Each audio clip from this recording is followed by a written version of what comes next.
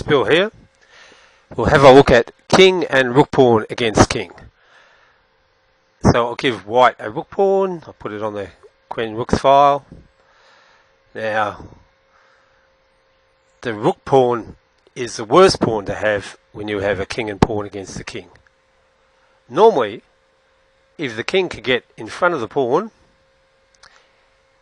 and the king is not on the back rank, it will be drawn with best play. Also, it will be drawn if the king is 2 squares in front of the pawn, unless the king is on the back rank. So that applies to pawns on any file. But with a rook's pawn, if the king's on any square in front of the pawn, it will be drawn with best play. Not only that, if it's on the knight's file and in front of the pawn, it will also be drawn. And strangely enough, if it is anywhere in front of the pawn on the bishop's file, it's also a draw.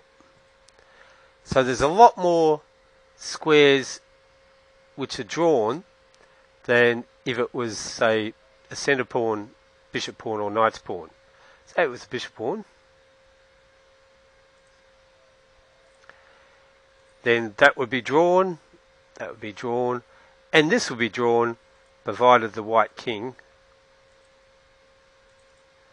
can't move in front of the pawn when it's black's move.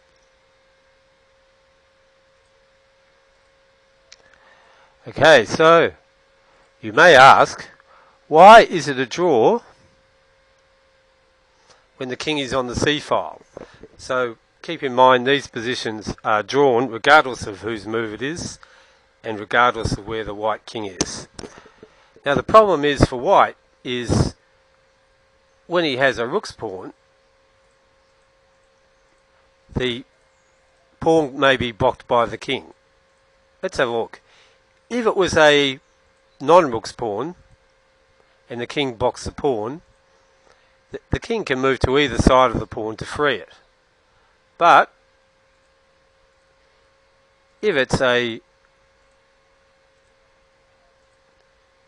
rook's pawn, the king can get stuck in front of the pawn if the defending king has the opposition.